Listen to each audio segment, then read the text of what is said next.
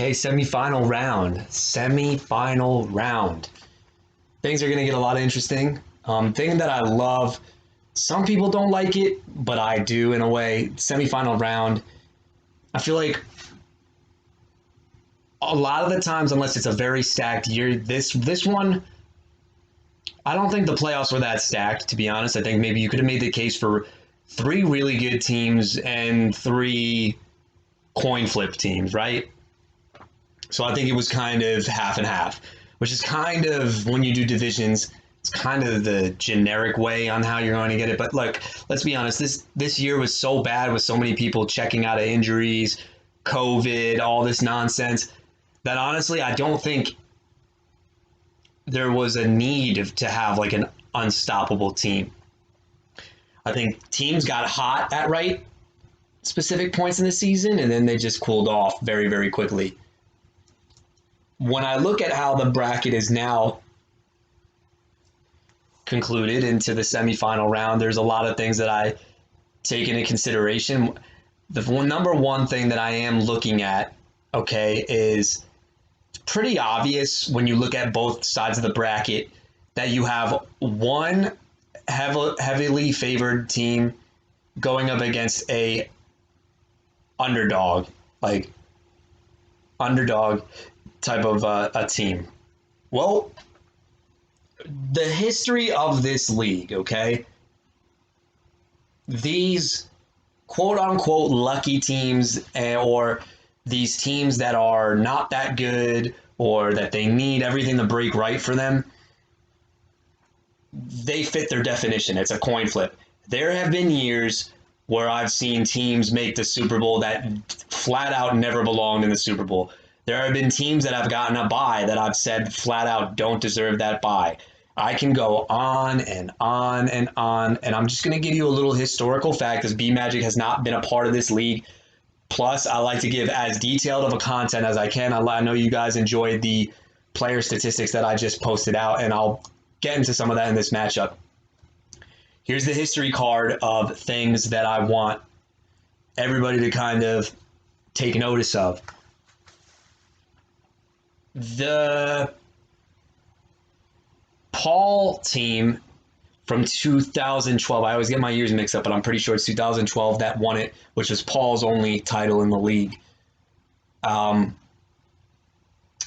team got hot. Okay, it was the one hot streak that's probably never ever going to be broken because he won 8 straight. Is it the most impressive? I still have to give that to David Sutton, especially during the time frame of it. No, this is not a knock on that team because that team was just scorching hot, right?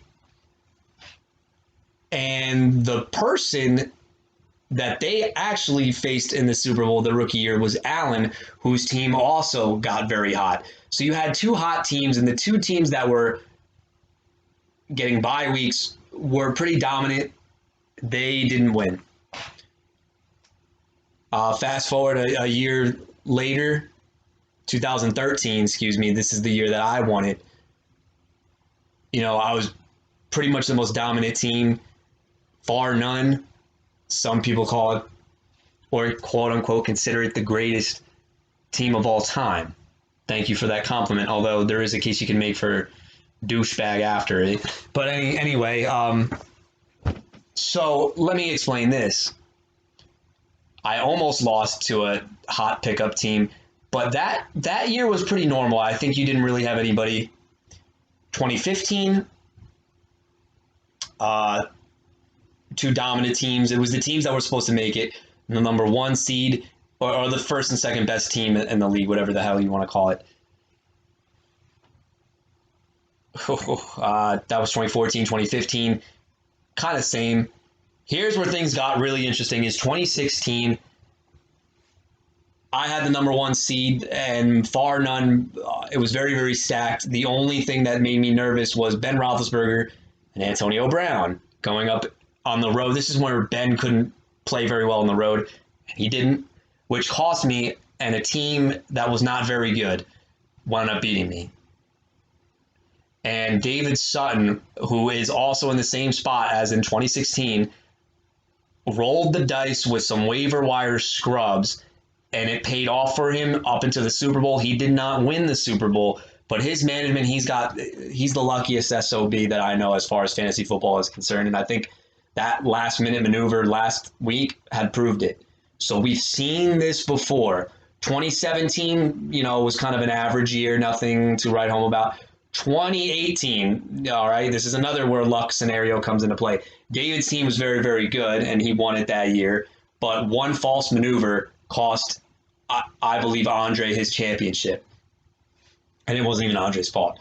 2019, for those of you that were there, nothing out of the ordinary there. I think those teams deserved to be in it, but then we started to see how teams that were scoring low amount of points winning their division, aka Andre of 2019, which is now probably B Magic of 2020.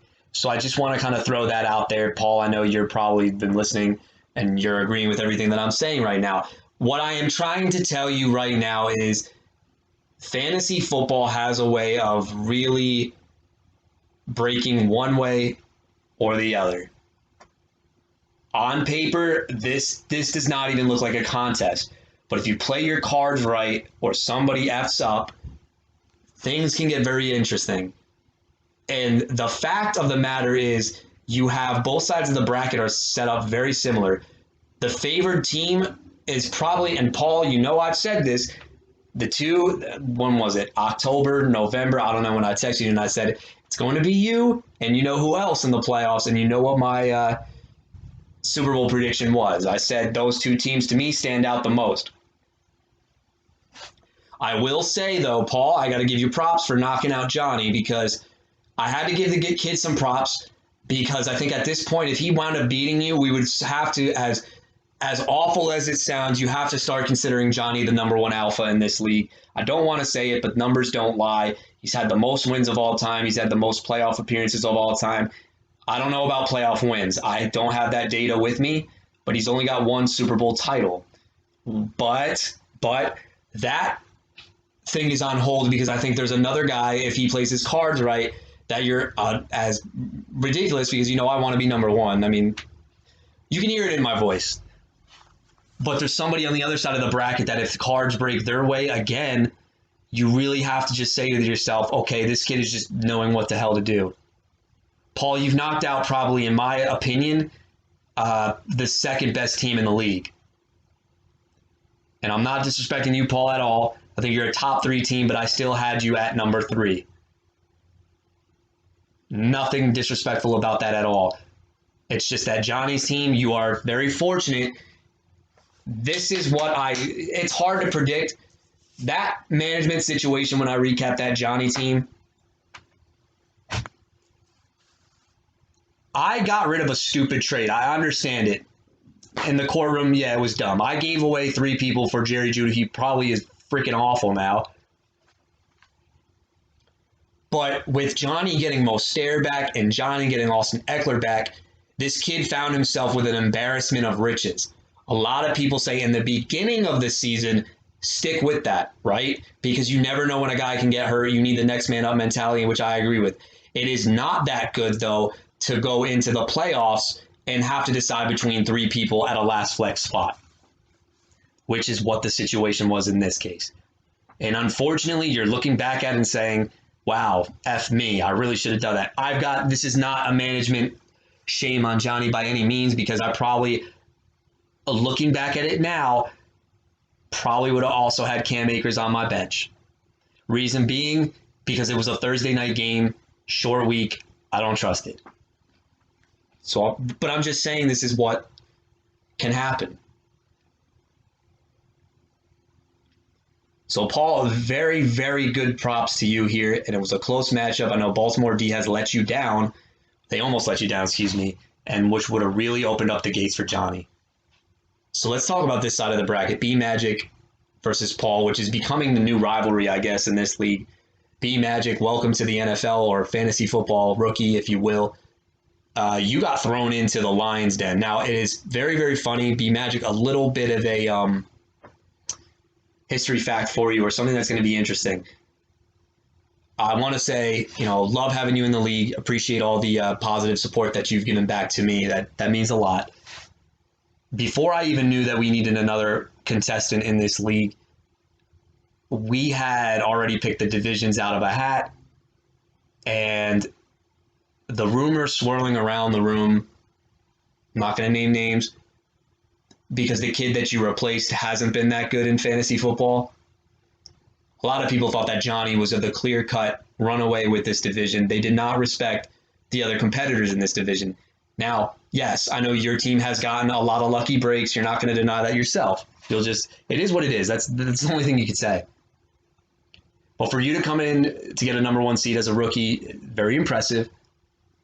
But what's even more impressive was you survived probably the toughest division. Now, I know Cryer's team had some hype and he just never lived up to it, but I got to say, man, it's props, kudos to you. Very well done. But Paul has been on this vengeance for his number one seed. He feels like he should have never lost it. Bottom line was, B Magic did, in fact, beat you, though. So I guess, Paul, the only thing you could say is he won the battle, but he didn't win the war, and that's what you're looking for here. Okay, as of right now, I'm recording this on Wednesday.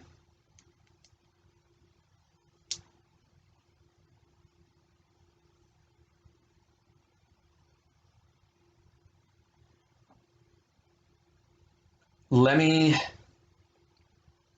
take a guess of who is going to go into each lineup because I know it's all blank, only guaranteed starters. So I'll be right back with the text. Or text. I'm not saying. I'll be right back.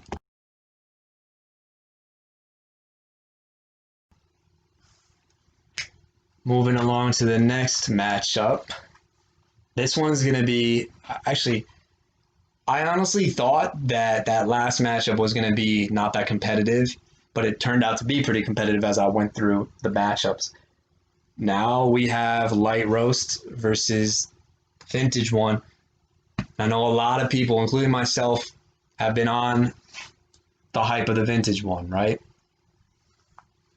Because it's been a good team. It's been a good team. And David, again, the luck, and you could say it's luck, good management.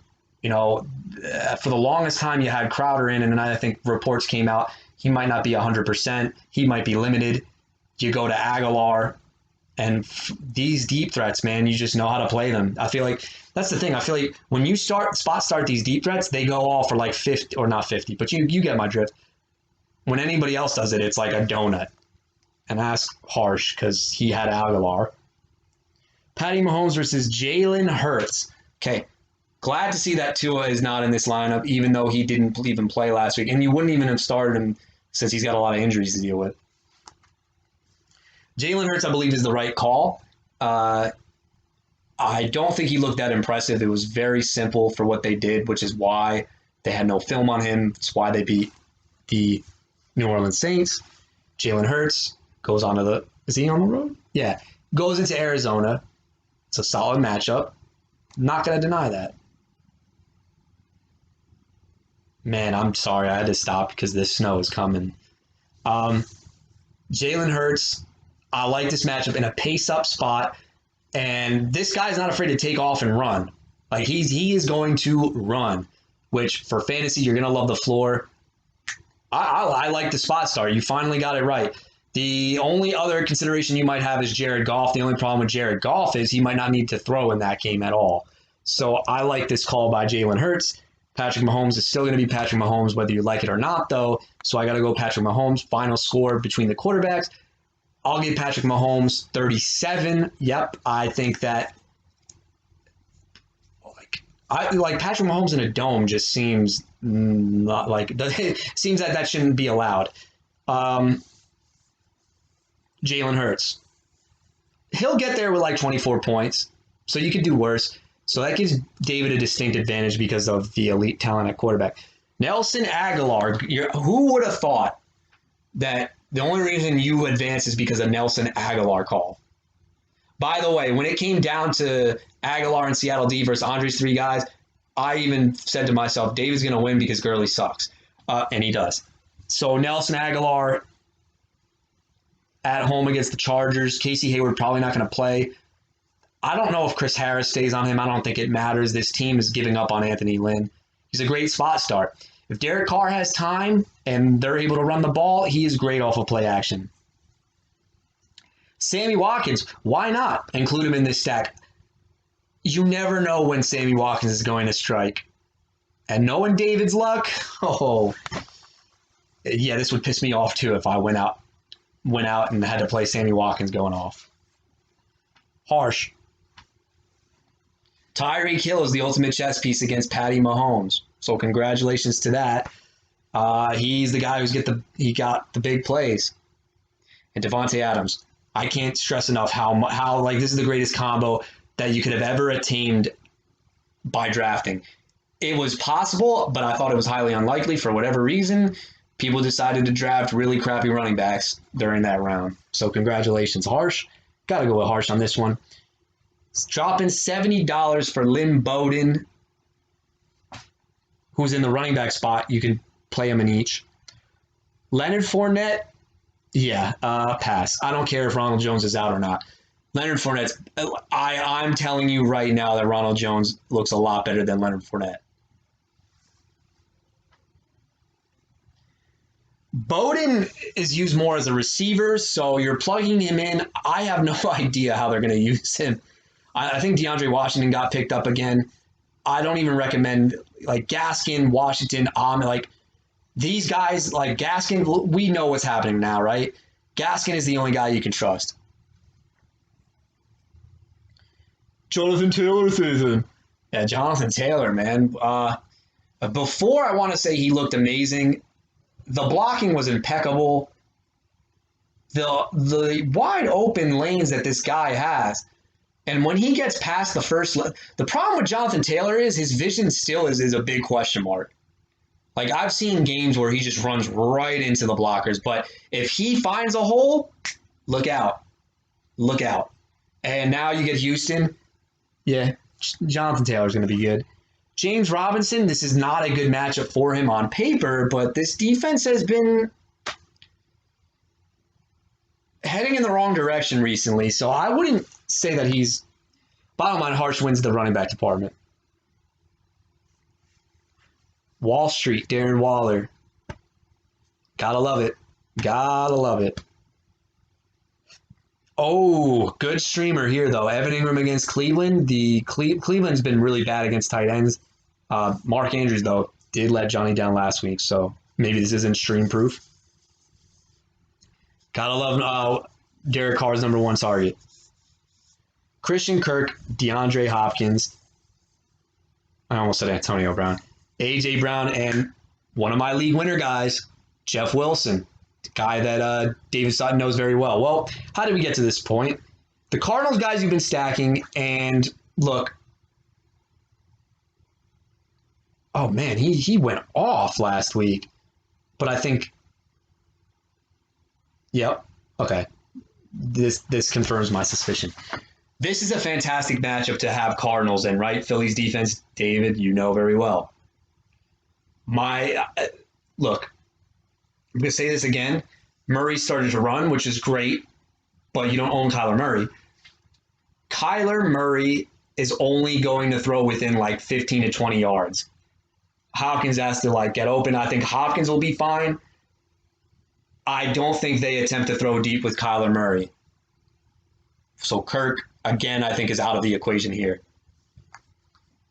If you're noticing how they're playing him, everybody knows he's hurt. They're playing zone coverage. They're using contain. And especially at the goal line, red zone wise, because he's so small, he has to lob the ball over to make an accurate pass. And I don't feel like that's necessarily the skill set for Hopkins maybe, but definitely not Kirk. Matchup looks fantastic. I still think that Kyler Murray is not right. He has yet, when he was on, Christian Kirk was on. And since that shoulder injury, everything's been within 10 yards or maybe 15 yards. And they're using Chase Edmonds more in the passing game too. So yeah, he's not 100%. So as good as the matchup is, I can't get behind it. A.J. Brown against Detroit, he'll probably take one to the house. Jeff Wilson, with or even with if he starts, he's good. But if you have Raheem Mostert in there anyway, I don't think it makes that much of a difference. Jeff Wilson, Harsh, I gotta give you props, man. For whatever reason, you said I'm gonna spend $3 on him in case he does come back, and you did. So congrats. Jeff Wilson looking like he's in another great spot. He's clearly the best back that they have. Mostert when healthy, but I'm saying rest of the roster. Seattle against Washington. Well, 2 weeks in a row, it could strike for you because of Haskins' plays. Tampa against Atlanta, I do love as well. They're going to get to the pass rush, and Atlanta can't even run the ball. So Matt Ryan might be in some trouble. Okay. They have this as 132 to 107, and I think it's because of the two elite receivers that you have going at wide receiver number 1 and wide receiver number 2, Harsh. David, you're going to need some lightning to strike yet again. Patrick Mahomes. Is Lynn Bowden, because you talk about your spot starts, which have been good. They've been documented. The Jordan Todman, even though I beat you, that spot start really, oh man. And Jamal Williams for the championship in 2018. So I know all about your spot starts, believe me. Look, David, I think Harsh proved the point that he thinks that you're the luckiest guy that we've had in this league. Unless something happens where Harsh catches cold feet or comes in and says, you know what, I'm gonna go a different route. I don't see it. I don't see the upset here. I think the way Harsh finds a way to lose this game, in all honesty, is that Jonathan Taylor actually became a mirage the week before, and it becomes a Hines week. But I think they're trusting Jonathan Taylor a little bit more, and James Robinson might have one of his worst games of the season. Could be. I don't know. But for David to win, it is full out deep threats, deep threats, deep threats. Aguilar would have to catch a bomb. Watkins would have to catch a touchdown or a bomb. Kirk and Hopkins would have to catch a touchdown or a bomb. Even with me saying that, I love Hill, I love Adams, I love Brown and Wilson to counteract that, where I like the volume more on the running back side. So, David's likely outcome of victory happens. All 4 of his receivers have to hit, which is really highly unlikely. Mahomes has to outproduce Jalen Hurts close to 20. I wouldn't say it's 20 or more. And one of your running backs has to kind of just get lucky or something like that because I don't like them. Paul. Harsh's team has been so good on volume that it's hard for me to pick against the guy that I flat out trusted. As soon as Marlon Mack went down, granted, Taylor's been a freaking train wreck the whole year, but now's the time. He's getting acclimated. Cam Akers, like these rookie guys, J.K. Dobbins, this is the time when they start to take over the backfield. So if you were patient enough to hold on to any of those guys, I know I wasn't, but like these guys are talented enough and they're going to be the future and they're in solid spots.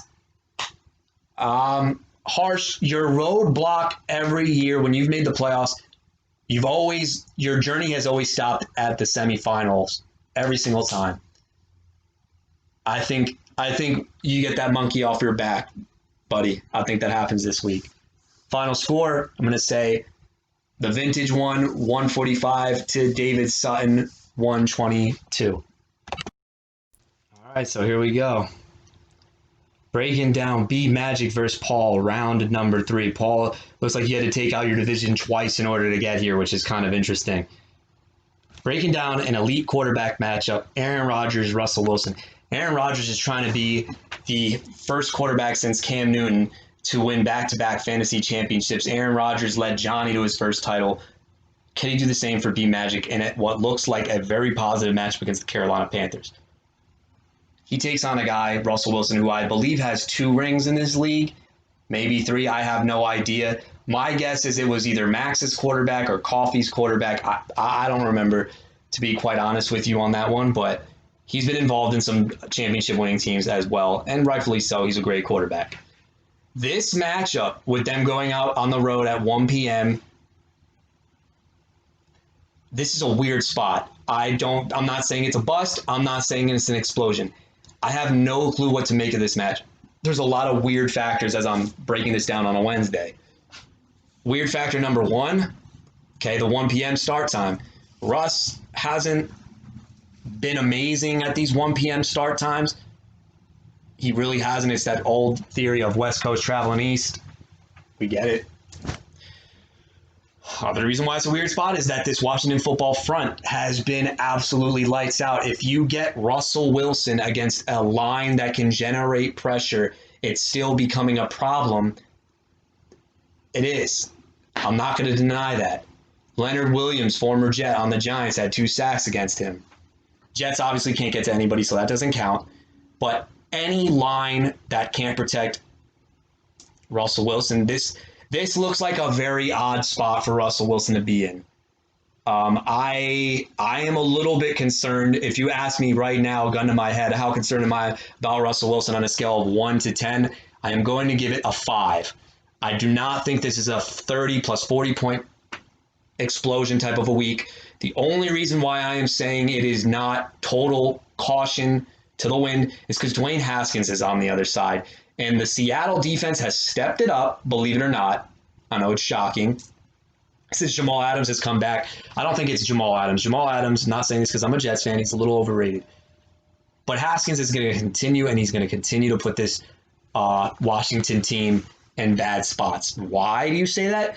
Gibson is out. They only have McKissick and Peyton Barber. The Seattle defense has done a great job shutting down the run. I think the box gets stacked, and if Haskins is going to get anything done, it means that Terry McLaurin has to beat every defensive back off the freaking line 24/7.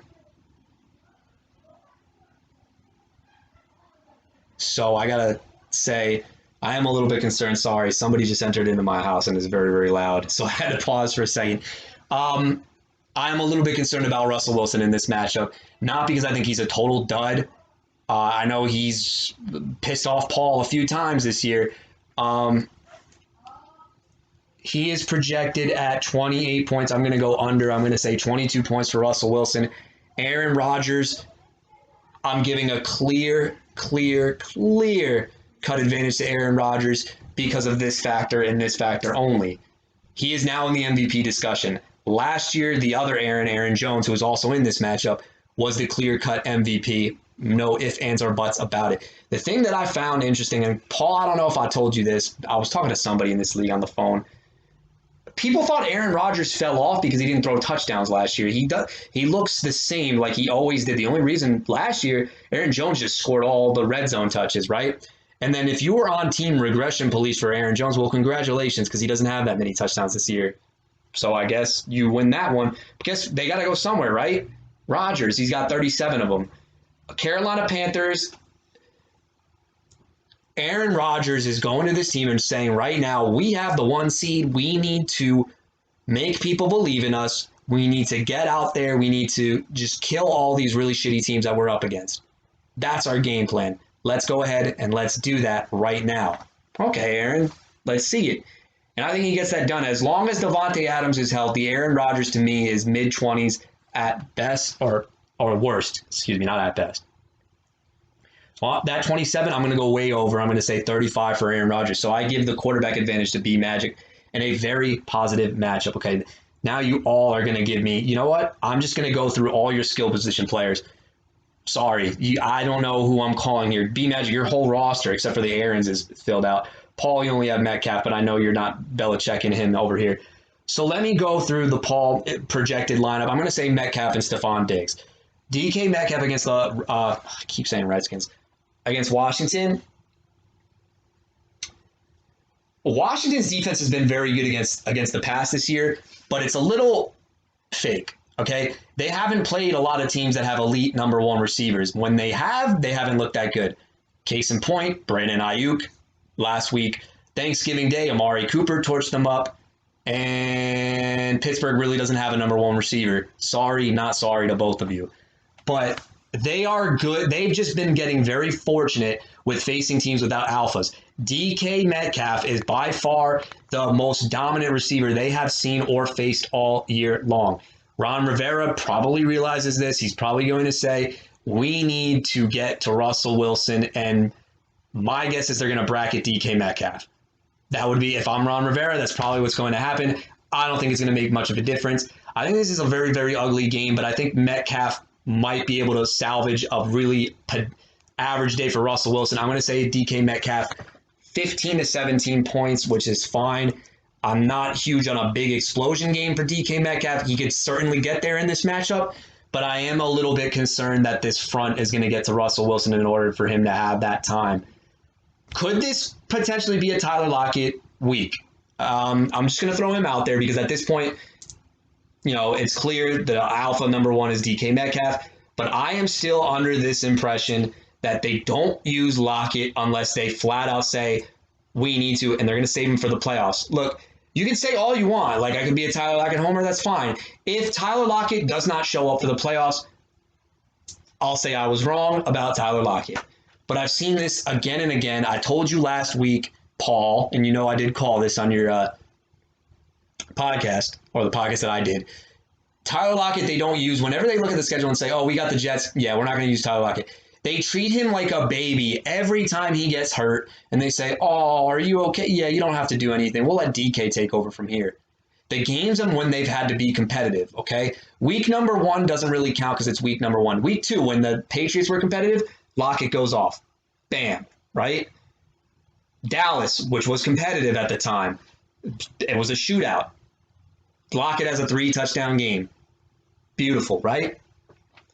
So then he doesn't do anything because they play scrubs. They played Miami at the time, which was not respectable. The game after Dallas, they played or after the Miami game, they played somebody else too, which was, it was a bad team. The Vikings. Vikings had one win at that point, not respectable. Okay, Arizona, divisional crown on the line. They have to use him. He goes off.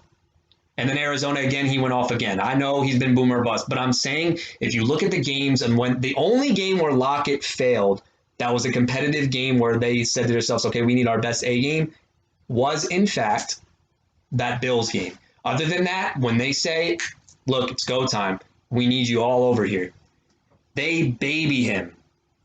Fucking Redskins. Keep doing it. Football team. I don't think this is a Lockett week. I'd be more inclined to say Metcalf.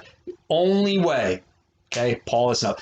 Only way Tyler Lockett gets used in this game is if they flat out just say, yo, put every man on DK Metcalf, or they're doing a really good job of bracketing, and then Russell Wilson says, look, I need to improvise a little bit more. I don't have enough time to get rid of the ball. We need Lockett out of here. I don't think that happens. So Metcalf, 15 points, whatever. Other receivers, Stephon Diggs against the Denver Broncos. Broncos corners have been decent. It's more Bryce Callahan more than it is the other guy, AJ Bouye, who people just say it because he's a brand name. He really wasn't even that good to begin with. I think Diggs will give you a good, solid floor game. I've got no complaints about Stephon Diggs. Worst case scenario, I think Stephon Diggs is a 10-point week. Worst case scenario. So, Paul, your two elite guys, I'm a little down on them, one of them exploding, but I think they'll be okay. B Magic side of things, your number one now becomes Calvin Ridley against Tampa Bay. Solid matchup. Not sure where are they in this game. Is this in Tampa or in Atlanta?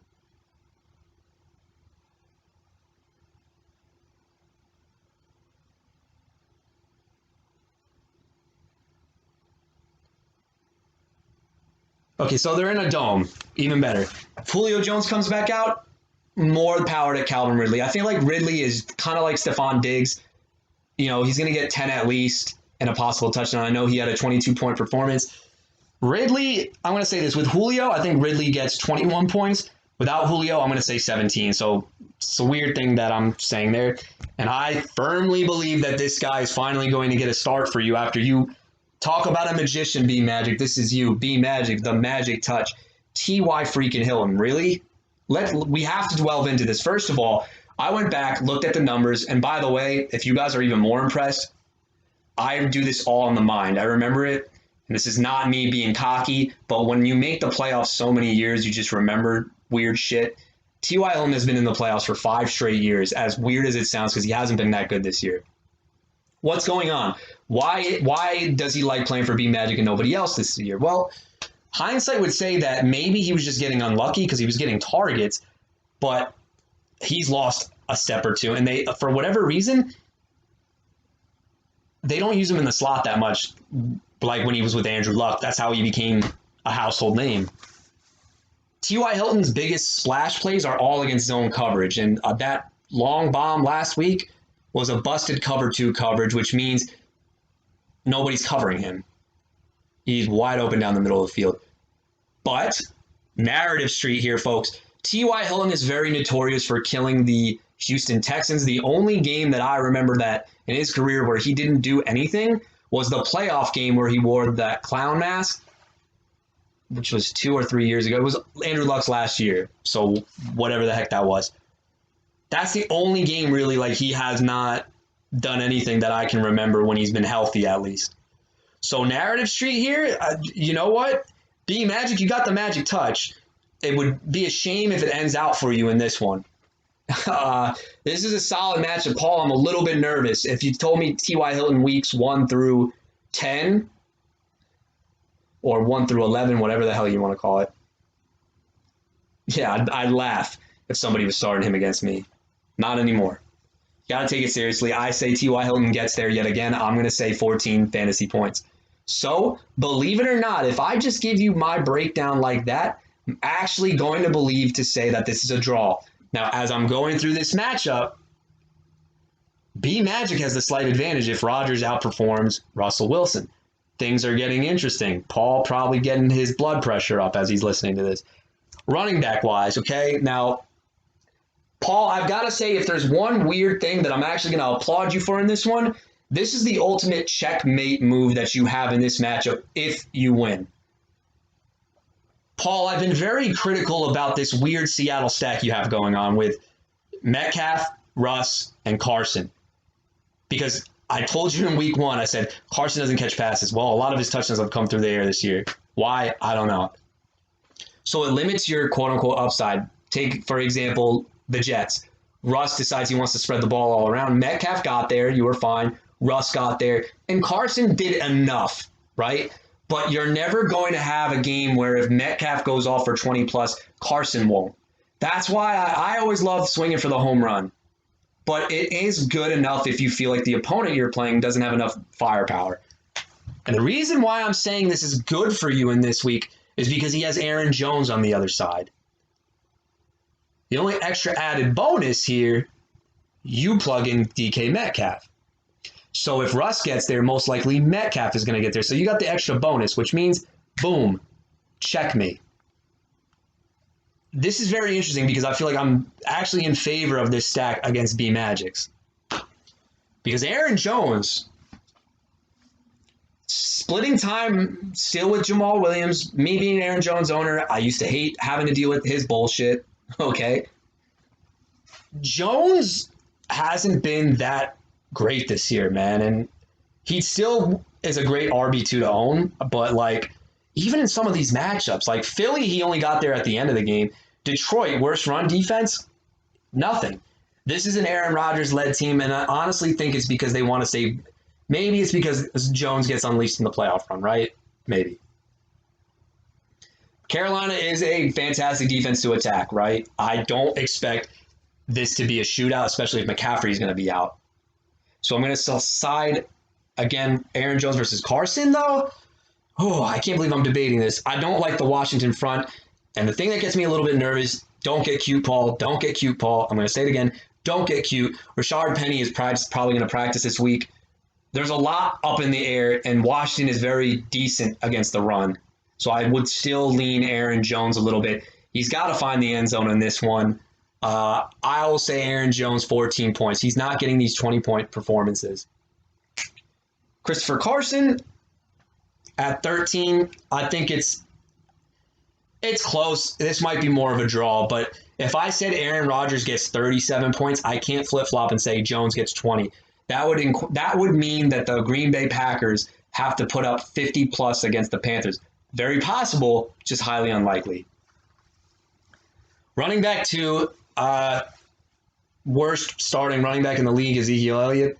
Not maybe. I mean, you can make that case. Um, anytime you think you can trust this guy, but look, you're not benching a guy who gets like 20 or 12. The volume is key. San Fran's got a decent defense, but the volume is king. I think he gets in there. And then, Paul, this is where your decision is really going to get interesting because I'm not huge on Ezekiel Elliott, but like you can't really bench him with the options that B Magic has. It becomes against Clyde Edwards-Helaire or J.D. McKissic. Gibson, I don't think comes back. McKissic is back in the motion of things. I'm a little bit concerned because Alex Smith is probably not going to play. McKissic is now going to have to deal with Haskins. I'm a little nervous. I'm a little nervous for J.D. McKissic. McKissic was a guy that we like because he's going to get peppered with targets. I actually believe, and I'm not saying start him over him. Please don't do that. I do feel like they're going to lean heavily on Peyton Barber to get like the grossest stat line of all time, like 22 carries for 47 yards, maybe a touchdown. That's gross. McKissic is going to have to, if they trail from behind, he might. I just feel like Haskins doesn't like to check it down that much as Alex Smith. But believe it or not, here's where I'm going to steer in the other direction. J.D. McKissic got a lot of carries last week too, so it could actually be him. Interesting how. Oh, and by the way, J.D. McKissic revenge game against the Seattle Seahawks.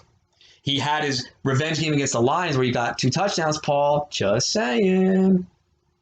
So do I go Carson and McKissic or do I go Aaron Jones and Ezekiel Elliott?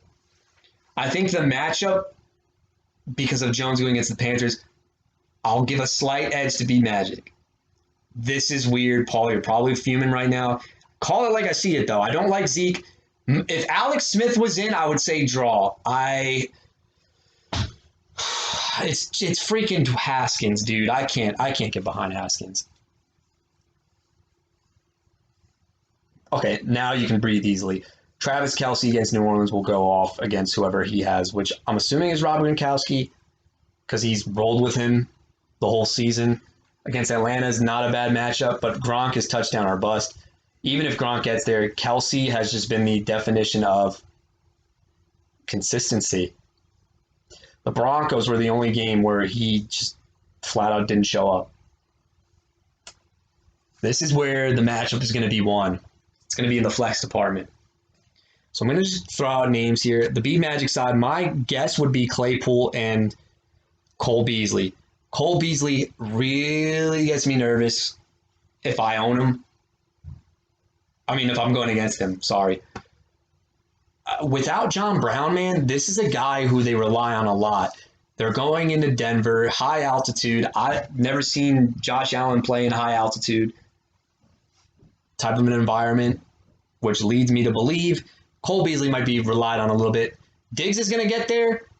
You just really can't have Beasley outperform Diggs. That's really going to get you. He's very, very sneaky in this matchup. I still like Gabe Davis a lot. I like all these pass catchers except for Dawson Knox.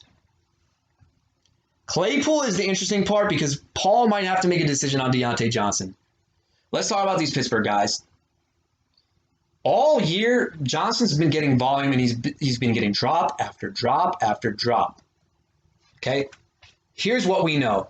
The Giants game where he dropped everything, Ben patted him on the back. He said, hey, man, don't worry about it. I'm going to go right back to you. And he did, and he finished off really decent in the third or second half. The next game, Johnson fumbles, can't hold on to the ball. Ben goes back to him and says, look, don't worry about it. I got you. Deontay got hurt for a bit. Claypool stepped up. Deontay comes back and finds himself in the targets. But now these drops started happening, and guess what? They kept going to him. But this is what we know now. They lose what game was that? Baltimore game. No. The football team game. They lose. Mike Tomlin takes a press conference. If we got guys who keep dropping, they're going to find themselves on the bench. It's because they lost, which is now they're correcting this issue. So in other words, this guy can drop anything. It's all good if we win, but because we lost our first game, screw this guy. And yet again, he got benched in the first half against Buffalo. I'm very nervous if I'm rolling him out, even in a positive matchup against the Cincinnati Bengals. Does he lose trust? Probably not, because he came back in and still had a decent amount of targets. Ben might have to trust Juju again, which is, I'm not a big Juju Smith-Schuster fan. Diontae makes me very, very nervous because even though he gets the targets, this is a positive matchup. They can't run the ball. Ben will still throw enough for Diontae, I think, to get targets. I don't know if he leads the team in targets, and who knows if he's going to be trusted. Which the ultimate kaboom move for B Magic is if Diontae gets benched and Claypool's out there, B Magic has the counter options to Stephon Diggs and Deontay Johnson in this matchup. Paul, this is not an easy matchup, buddy. This is a very close matchup as I'm going through it right now to you, and I'm explaining it. It is tough. That's a tough decision you have to make. I don't know where you lean for that. Let's talk about other guys that might be startable if Paul wants to feel a certain way. Well, I feel like Godwin, nowhere near what he was last year. The problem was they bring in Antonio Brown. This team does not have an identity. It's gross. This is a great matchup against the Atlanta Falcons, so I think you could probably do worse than putting Chris Godwin in as your flex. But this guy's upside is wide receiver too. If Godwin hits, it's a 17-point week. The key word here is if, though, because I feel like his floor is 8. Okay, he's your prototypical J receiver. I don't like J receivers. A J receiver is a guy who, give me my 8 to 10 points, I'll be happy. F that. If I drafted that guy in the 10th round or later, fine. This guy needs to step up. It's not his fault. I think he's a phenomenal talent, but there are way too many mouths to feed. He's in the best spot. He was supposed to be at least. Hopefully they get things going with him because I don't know. Well, where else do I go, Nick? Okay, you've got, actually, believe it or not, Paul, you've got some interesting options. I don't know who I would go with, but believe it or not, if Matt Stafford plays, I think Marvin Jones is in a very good spot this week. The Tennessee Titans defense is awful. They run a fast-paced offense, number one. Derrick Henry, okay, if it snows, okay, yeah, scratch Marvin Jones. Detroit's going to be from behind. I think Marvin Jones with Matt Stafford. This Tennessee Titans team can't cover anybody. He's in a good spot. And we talked about the T.Y. Hilton narrative against Houston. Keke Coutee narrative against the Colts always works. I texted you that the last time. For whatever reason, Keke Coutee gets hyped up after every Colts game. I think only one game that he started, he just didn't do good. And I don't even think he started that game. It was last year. Fuller exited with a hamstring injury. Go figure. He comes in for him, and if he starts in the starting lineup in the beginning of the Colts game, this guy, for whatever reason, loves playing against the Colts. My only concern here is if Cooks can't go yet again. I don't like Keke Coutee. His chances not that well. Watson's hyped him up though. Like he's batting around his corner and he's saying, "Yo, I really like this guy." He's in an interesting spot. So you've got some interesting spots here. On one hand, you were a ride or die with, well, not, I shouldn't say ride or die because you traded him, but you've had Godwin and you've had Deontay. I think their volume is probably safer than the other guys as Coutee and Marvin Jones. They have the better matchups and less concern about being benched. So that's something you have to look at for that flex spot. And you don't have anything in, so I'm not going to say shit. The B Magic side of things, you have some interesting spots as well. Michael Gallup, yeah, whatever, if you want to do it with that. If B Magic was to choose not to go the Beasley route with, who's the other fucker? With Claypool, and he just doesn't like what he's seeing out of Claypool the last 2 weeks, my guess is he goes full-on stack with MVS, which that's about as ballsy as I've ever seen. MVS is more like a David play, but I guess Phillip Lindsay, only if Gordon was to be out, would be his only other option. But like Lindsay doesn't get any catches, so, and goal line work, so like you have to hope he breaks like a 60-yard run. I don't know where you guys go with this one. And then defense win championships. I talked about the Baltimore D being on the championship team. Paul, you can breathe a little bit easier now because you get the Jacksonville Jaguars. The magical man, Mr. B Magic. Dallas and San Fran, or Minnesota against Chicago. I have no idea what he's going to do there. My gut would tell me Minnesota because of the Mitch Trubisky narrative. But Mitch Trubisky's been on fire, and he actually, I think he plays the Vikings. He plays the Vikings pretty well too. As odd as that sounds, I think he has a winning record against Detroit, and I think he's pretty solid against Minnesota. It's just the Packers he can't beat. Wow, I think I talked a lot. I'm really gonna I need to take a piss after this. Holy crap! All right, so keys to victory and what do I think is going to happen? So, as weird as it says, the team that has the most talent easily goes to Paul. Team with the better matchups this week, I really got to go with the B Magic side of things. Aaron Jones is in a spot. Aaron Rodgers is in a good spot. Calvin Ridley is in a no, he's in a good spot. I don't think he gets shut down. If Julio's not out there though, I'd be if I'm Paul, I'd be very happy about that. Uh, who's your other receiver?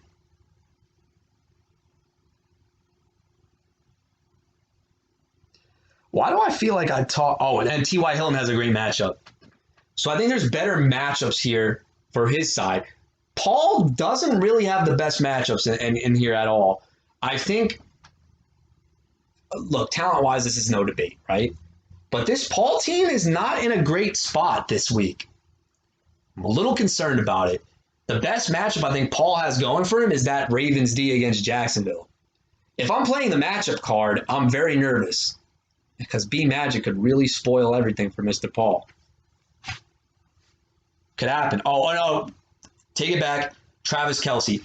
So let's segue into that. The X factor for Paul to win, Kelce came through for you against Derrick Henry last week, and I think he has another fantastic spot against New Orleans. They do not have a linebacker that could even dream about covering Travis Kelce, bro.